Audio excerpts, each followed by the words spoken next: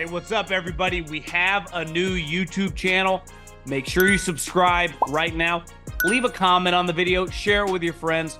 It's also a podcast, 3 and Out, wherever you listen with me, John Middlekauff, Apple, Spotify. We have you covered, as well as thevolume.com. We have merch. Check out. I got 3 and Out hats right now. Thevolume.com. Search the podcast. Buy some merch. It's interesting. So in the NFC, San Francisco gets your bye. There's only one bye now. Baltimore in the AFC, San Francisco in the NFC, Dallas and Green Bay. So I think it's a tough. The reason I don't like Green Bay in this spot, they're the youngest team in the playoffs by a chunk. Young teams generally don't go on the road and win playoff games. They can. Cincinnati did a few years ago, fairly young. But Dallas also is an extraordinarily good and confident home team. So yeah. I would take Dallas over Green Bay. My guess is the line's like -3.5, -4. What say you on that game? I just think Green Bay, it's a big, I think getting to the playoffs, you have to be so happy where Green Bay is. They found their quarterback. Their young receivers are twitchy and fun. Joe Barry, it probably gets moved. But I do think in the rare instances, John, just getting to the playoffs is a win. And I think of all the playoff teams, the Texans and the Packers. Totally with you. They can lose by 20 this weekend. Yep. No one should frown. No one should be mad, and they won't be. Green Bay is an incredible to go from Favre to Rodgers to what has potential to be just a 10-year, 15-year starting court. It never happens. I mean, the greatest thing I've ever seen in my life was Montana young Garcia. And if this guy's just Garcia, they're in great spot. And honestly, he looks a little better. So yeah. I'm with you. I don't like the Packers defense looked good today. They were playing a quarterback who struggles. Dallas, who was kind of on cruise control today, throws up 30 points with their eyes closed. So that's a matchup that, I mean, couldn't you see them losing by 20-plus points? I mean, that's going to be very, very difficult. Let's go to Rams at Detroit, which is a riveting opening round playoff game. Jesus, Stafford goes back home. It's Goff against Stafford. This is a tough one. I think I don't love this. I'm prone to take Detroit. But I'll tell you the fascinating thing about the Rams, who have lost once I couldn't tell you the Baltimore loss. Yeah, which they easily could have won. Should have won. A special teams mistake. Rams' only loss in forever is Baltimore. Baltimore has destroyed Miami, destroyed San Francisco, destroyed Seattle, destroyed. Rams went in there, early game, West Coast team, early East Coast game, and outplayed them. So much of me wants to take Detroit. Where do you lean on this? Well, I mean, as we're recording this right now, we'll have to see where Detroit's injuries come out. I mean, their star tight end was out for the game with a knee injury. If he doesn't play, that's a massive blow. One of their good defensive players, the high draft pick from, I think, Alabama, he got injured. They had suffered a lot of injuries today for a game that they did not need to win. Especially, you had to assume Washington was going to lose to the Cowboys. And I know Dan Campbell, the mindset, and I know Laporta was chasing a rookie record, but that is a massive, massive blow. And one thing I jotted down, Puka Nacua, usually one individual changes your team as a rookie. It tends to be the quarterback, right? Like what CJ Stroud did for Houston. Puka Nacua helped change the Rams. I mean, think how long they've been waiting for a second weapon outside Cooper Kupp, and he's just basically another Cooper Kupp. I mean, you get two guys that can get 110 catches with their eyes closed. He set the record today. They were crying. He was awesome. Now they have a backup quarterback. How about Carson Wentz today? He looks kind of capable. He looks really capable. He made himself a lot of money today because there were a lot of questions about him, the attitude and stuff. You go to McVay like Baker last year. You act like a good guy. You're humbled. He's definitely one of the best 64 quarterbacks in America. Yes. But yeah, I'm with you.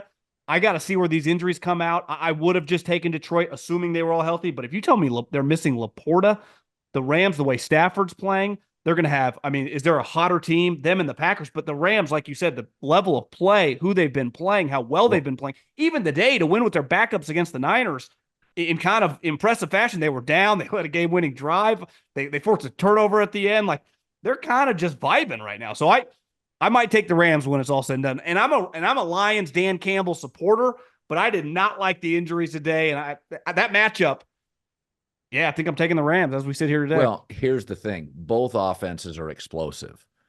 Puka, Cooper Kupp, Kyron Williams, Tyler Higbee, Matt Stafford, McVay's brain. And they have, Detroit's got it. What worries me about Detroit, and the Rams do some of this too, you can beat both these secondaries over the top.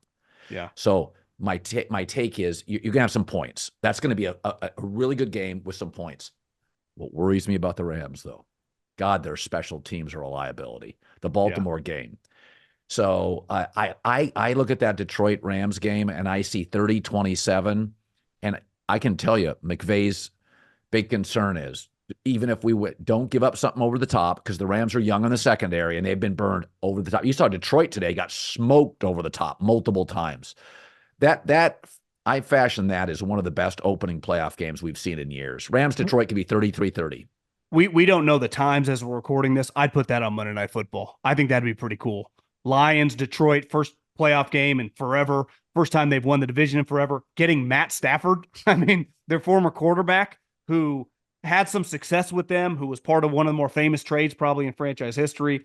I hope that's the Monday night game because that would be pretty cool. And remember, just a couple years ago, the Rams played on Monday Night Football against the Arizona Cardinals, ended up winning the Super Bowl. Okay, so Philadelphia, a 5 seed, will go to Tampa. Wow. Tampa's got a puncher's chance, playing with house money. I don't like what I see from Philadelphia. You take Shane Steichen out of Nick Sirianni's career, and he looks over his head. This team's getting worse by the week. I mean, that shit today was embarrassing. Like, and I've always liked Tyrod Taylor. Boy, again. Baker's limping around is the only problem. He is. I would have said Philadelphia before that game, but the way it turned out, you're like, what is going on? It's like players almost quit. I know. It's like, is that a message by them? Who would you take, Philadelphia or Tampa? Well, A.J. Brown injured, Hurts dislocated a finger. No team has worse mojo right now headed into the playoffs than the Philadelphia Eagles. And listen, your big thing is offensive coaches. And I agree with you. Now, I'm not totally opposed to defensive coaches. The right guy, Vrabel's proven to be legit. Yeah. D'Amico's a star. My defensive coach, if he's young, right, under 50, has to be a play caller. What happened Saturday night? D'Amico's calling the defense. Shane Steichen's calling the offense. I'm not looking for a CEO that's 41 years old here in the NFL, right? If it's, Bill Belichick, some of these, Pete Carroll, I get it. Jim Harbaugh. Nick Sirianni is a CEO head coach. He's like 42 years old. I mean, what's he bringing to the table? His motivation's clearly not working. So schematically, we saw last night, everyone's crushing Shane Steichen at the end of the game. He called the timeout because he knew the defense. He was playing mental games with him, and D'Amico were going at it. They were scheming up against each other all night long. And he called the right play. The guy just dropped it, bad pass. To me, I don't really know what Sirianni's doing. I mean, he's pacing around. They're losing. They're leaking oil. He has no ability to patch that leak right now. And it's getting worse. There are more leaks popping up. Like you said, you could argue that, they're probably assuming the Cowboys are going to win. So maybe they didn't take the game as seriously. But that effort was gutless. Like they weren't even trying. They might as well have just said, hey, we'll just give you guys the win. We'll just walk off the field. Look at the effort the Rams had today with Carson Wentz. It was a stupendous effort. I always think when you mail in an effort, you disrespect your boss. If I had my last show at Fox, let's say I'm 70 years old, I'm leaving Fox. If I mail in my last show, that's disrespecting my boss. Who didn't try today, Colin? Every game. Arizona's trying. Even Jacksonville lost. They're trying. Everyone today, whether you were in the playoffs or not, it's football. No, these contracts are guaranteed. All these coaches, everyone tries. To me, they were the one team that Atlanta, I mean, they're kind of a disaster. But to me, Philly, like, where's your pride? What's going on? Especially, you're playing next week, right? You're not a bye team. It's not like this game doesn't matter like you're the 49ers. To mail in an effort like that, with the way everything's been going, I don't know. To me, Philly can lose at any moment. And I don't love the matchup for Tampa to beat Philly. Hope, maybe Baker gets a little more healthy because to me, he looks, like 50, 60, 70% max, and he's not talented enough to overcome that. But yeah, I wouldn't put any money on the Philadelphia Eagles right now. That's for damn sure. No, I would you though. I said this last week. I would have no problem. Baker struggled with injuries. He's one of those guys that plays, he's got some alpha. Sometimes you'd be like, slide, get out of bounds, don't wait. Yeah. Sometimes he'll take a hit because it's part of his chutzpah, it's part of his sort of his shield, it's part of his personality. Is I'm a tough guy, I'm one of you, and it's there's almost a Jim McMahon quality to it. You're like Jim slide, Jim took some shots. I would give Baker, I'd have no problem, no misgivings giving Baker a 2 to a 3 year deal if it's in the threes, 31, 30. I mean, Garoppolo got a deal, and I think Baker throws a better ball than Garoppolo. Would you have a problem with it? That number seems a little high to me. I mean, Does it? ideally, I'd like 115, but again, the quarterback market can get weird. Who are you really bidding against with him? At those type numbers. I mean, we'll see. The quarterback market always changes, like you said, Jimmy Garoppolo. The difference with Jimmy, though, you can nitpick him all you want. I mean, he's not good anymore. He had been a part of a winner.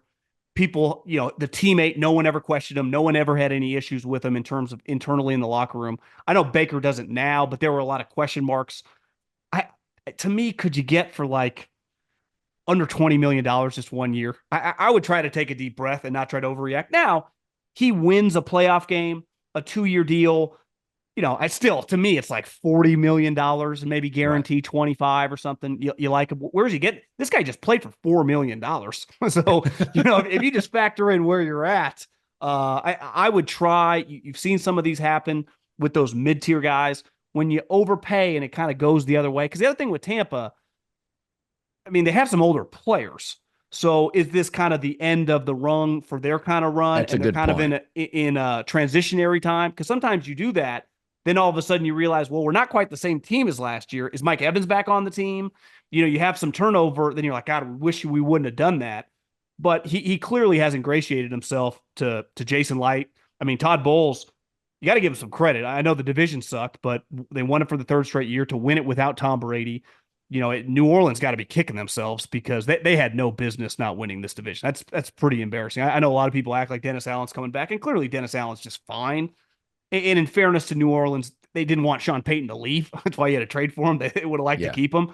But that's, Derek started playing well these last couple of weeks. Where the hell was that in the middle of the season? He just plays Yeah. someone like that in the middle of the season. They might win this division by a couple games. And to me, I would take them a lot more seriously the way they're playing. So Philly might get lucky that they're playing Tampa, not New Orleans right now. Yeah, no, Derek has played better in the last month, and it's a new system, a defensive coach. It could have taken longer. I really do think that New Orleans has the most talent in the division. I think they're the best team, but we've seen this before. A quarterback gets hurt. I mean, I don't think Pittsburgh is a very viable playoff team. They're a one and done to me. I think New Orleans could win a playoff game. I actually think Seattle kind of could win a playoff game. Tampa with a banged up Baker Mayfield. I don't know.